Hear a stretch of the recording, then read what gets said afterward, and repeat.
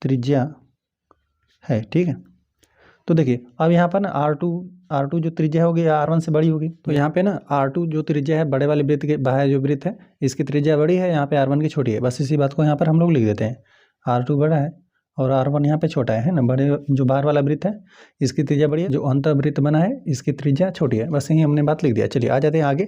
आगे हमने यहाँ पर दे दिया है ना, देखिए यहाँ पर क्या होता है ना कि यदि हमारे पास कोई वृत्त है, ठीक है, उस वृत्त में कोई चाप हो गया, ठीक है, यहाँ से APB यह कोई चाप बना ना, तो इस चाप द्वारा यदि आप केंद्र पर कोई कोण बना रहे हैं, मान लेते हैं आपने ये अक्ष कोण बनाया ना, और देखिए इसी चाप द्वारा, ठीक है, इसी यहाँ से यहाँ तक तो चाप आपने इस्तेमाल कर लिया, यहाँ पर कोण बनाया और जो शेष आपका भाग बचा, ठीक है, इतने चाप का इस्तेमाल हो गया, जो शेष भाग वृत्त का बचा है ना, शेष भाग में जहाँ कहीं भी कोण बनाएंगे, ठीक है, यहाँ पे परिधि पर देखिए इतना तो इस्तेमाल हो गया चाप, इसी से आप केंद्र पर कोण बनाए, ठीक है, यहाँ पे O है, O वृत्त का यहाँ पर केंद्र है, तो यहाँ से यहाँ APB यहाँ से यहाँ तक चाप था, यहाँ पर आपने केंद्र पर कोण बनाया और देखिए यहाँ पर जो शेष भाग आपका बचा हुआ है, ठीक है, इन्हीं बिंदुओं से लेकर, ठीक है, इन्हीं बिंदुओं से लेकर आप शेष भाग में परिधि पर कहीं पर भी आप कोण बनाएंगे ना, तो यहाँ पे यह वाला कोण ना 2 गुना होगा, ठीक है, इस वाले कोण से यह वाला कोण 2 गुना होगा, ठीक है। मान लेते हैं यहाँ पर यदि 50 अंश का बन रहा है कोण, तो यहाँ पर 100 अंश का कोण बनेगा, ठीक है।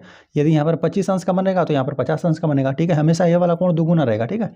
चलिए इसको देखिए किस प्रकार से लिखा गया है, एक चाप द्वारा, ठीक है, एक चाप द्वारा, यही चाप है फिलहाल में, एक चाप द्वारा केंद्र पर अंतरित कोण, जो केंद्र पर कोण बन रहा है, ठीक है, उसी चाप द्वारा, उसी चाप, यही चाप है ना, इससे शेष भाग जो है बाकी यहाँ पर यहाँ से यहाँ तक जो शेष भाग बचा हुआ है, शेष भाग में स्थित किसी बिंदु पर, कहीं पर भी किसी बिंदु पर आप ले लीजिए, पर अंतरित कोण का 2 गुना होता है। जो यहाँ पे केंद्र पर कोण बना यह 2 गुना होगा, ठीक है, हमने बता दिया कि केंद्र पर जो कोण बनेगा वो हमेशा इस वाले कोण से 2 गुना रहेगा। एक बार और हम यहाँ पर बताते हैं, देखिए इस प्रकार से हमने एक वृत्त बना दिया, ठीक है, चलिए इस प्रकार से हमने वृत्त बना दिया, यहाँ पर केंद्र हो गया, ठीक है।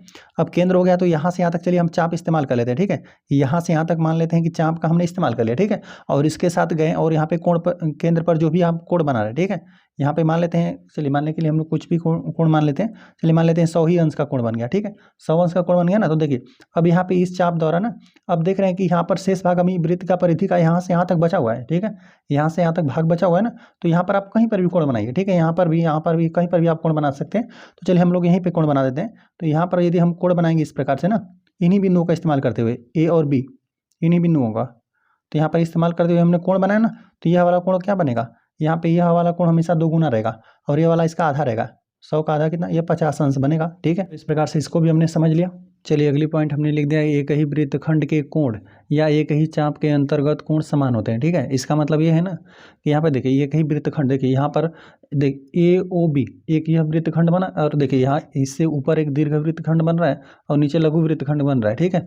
तो इसके अंदर ना देखिए यहाँ पे जो दीर्घ वृत्तखंड बन रहा है इसमें ना A और B इन्हीं बिंदुओं का इस्तेमाल करके यहाँ पर जो कोण बन रहा है यह वाला कोण, और इन्हीं दोनों बिंदुओं का इस्तेमाल करके यहाँ पर कोण बना है, ठीक है। यहाँ पर हमने 2 ही बनाए, और भी आप चाहे जितना भी कोण बनाते हैं ना इन दोनों बिंदुओं के इस्तेमाल से, है ना, इसी एक ही वृत्तखंड में, ठीक है, एक ही वृत्तखंड में जितने भी आप कोण बनाते हैं A और B बिंदु का इस्तेमाल करके सब कोण आपस में बराबर होते हैं। यह वाला कोण आपस में बराबर होगा, ठीक है। तो यही बोला कि एक ही वृत्तखंड, यही एक ही वृत्तखंड है, ठीक है, ये ऊपर वाले वृत्तखंड की बात कर रहा है, ठीक है। और यहाँ पे एक ही चाप के अंतर्गत, मतलब यहाँ से देखिए चाप यहाँ से A से गए, यहाँ पे D से जा रहे हैं C पे, यहाँ पे B पे, ठीक है।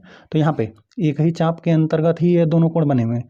ये दोनों कोण क्या है, आपस में समान है, 2 कोण रहे, 3 कोण रहे, चाहे जितना भी कोण रहे, लेकिन यहाँ पर एक ही चाप के अंतर्गत रहेगा, एक ही चाप के अंतर्गत रहेगा, या फिर इसे समझ सकते हैं कि एक ही वृत्तखंड के अंदर जो भी कोण बन रहा है सब आपस में बराबर होगा, ठीक है। यहाँ पर जो कोण बना है इसका नामकरण कर देते हैं ADB, ठीक है, कोण ADB बराबर होगा कोण ADB, हमने लिख दिया यह वाला कोण, और ACB लिख देते हैं, कोण ACB हो गया, यह दोनों कोण आपस में बराबर होंगे। तो इस प्रकार से एक ही वृत्तखंड के अंदर जितना भी आप कोण बनाएंगे सब आपस में बराबर होगा। चलिए आगे आ जाते हैं। आगे हम लोग को दिया हुआ है ना, यह हम लोग समझ लेते हैं कि कोई भी यदि ना कोई हम लोग पास वृत्त रहे, यदि बराबर जीवाएँ हैं, ठीक है, देखिए एक ये जीवा है, एक ये जीवा है, ये बराबर है सब आपस में, यदि यह सब आपस में बराबर रहेंगी ना तो केंद्र पर बराबर कोण बनाती है, ठीक है। यह बराबर जीवा है, यह भी, तो यहाँ पर जो कोण बनेगा और यहाँ पर जो कोण बनेगा, है ना, यह जीवा जो कोण बनाएंगे और यह वाली जो जीवा कोण बनाएंगे यह सब आपस में बराबर रहेगा, यह भी अक्ष, यह भी अक्ष, यह भी अक्ष रहेगा। चलिए नामकरण करना रहेगा तो कर देंगे AB, यहाँ पे CD और यहाँ पे E और यहाँ पे F नामकरण कर देते हैं। हमने लिख भी दिया हुआ है कि किसी वृत्त में समान जीवाएं केंद्र पर समान कोण अंतरित करती हैं। लिख देते हैं यदि यहाँ पे AB बराबर यहाँ पे CD बराबर यदि EF रहेगा ना, तो यहाँ पे जो कोण बन रहा है, ठीक है, कोणों का चलिए नामकरण भी कर देते हैं यहाँ पे ओ नामकरण कर देते हैं। ए ओ बी कोण, ए ओ बी बराबर यहाँ पे कोण सी ओ डी बराबर कोण सी ओ डी बराबर कोण यहाँ पे ई ओ एफ कोण ई ओ एफ, ये तीनों कोण भी आपस में बराबर हो जाएंगे। यहाँ बाकी जो फार्मूले हैं सब वो हम लोग एक बार यहाँ पे लिख देते हैं। ठीक है, देखिए यहाँ पर हम लिख देते हैं कि वृत्त का जो परिधि रहता है यहाँ पे 2 पाई आर रहता है। ठीक है, जहाँ पर यहाँ पे सी आपका ना सी बराबर है आपका परिधि है, सरकमफ्रेंस है। ठीक है, परिधि ये हमने लिख दिया, और जो आर है वो आपकी क्या है, वृत्त की त्रिज्या है। ठीक है, वृत्त की त्रिज्या। ठीक है, यहाँ पे परिधि भी लिख सकते हैं आप, परिधि बराबर यही होता है 2 पाई आर होता है। और यदि वृत्त का आपको क्षेत्रफल निकालना है तो हम लोग लिख देते हैं वृत्त का क्षेत्रफल बराबर यहाँ पे पाई आर स्क्वायर होता है, पाई जहाँ पे आर त्रिज्या है पाई आर स्क्वायर होता है। और जो भी मात्रक रहे अब उसका मात्रा का वर्ग लिख दीजिए ना, मीटर है तो मीटर स्क्वायर, सेंटीमीटर में तो सेंटीमीटर स्क्वायर हो गया। जो भी आपका मात्रक रहे हम यहाँ पे लिख भी देते हैं, जो भी मात्रक रहे मात्रक का आप वर्ग कर दीजिएगा, है ना, क्योंकि जो भी आपकी त्रिज्या रहे, त्रिज्या यदि सेंटीमीटर में तो सेंटीमीटर स्क्वायर हो जाएगा, मीटर में यदि त्रिज्या है तो मीटर स्क्वायर हो जाएगा। और एक हम ये भी लिख देते हैं ना, जो डी होता है, जो डी हम लोग का डायमीटर है। ठीक है, डायमीटर मतलब व्यास। ठीक है, डी बराबर हम लोग लिख देते हैं यहाँ पे जो आपका व्यास है, यह क्या होता है आपके त्रिज्या का दुगुना होता है। ठीक है, तो इस प्रकार से हमने वृत्त के बारे में समझ लिया। वीडियो पसंद आया तो वीडियो को लाइक कर दीजिए, चैनल पर नए हैं तो कृपया चैनल को सब्सक्राइब कर दीजिए।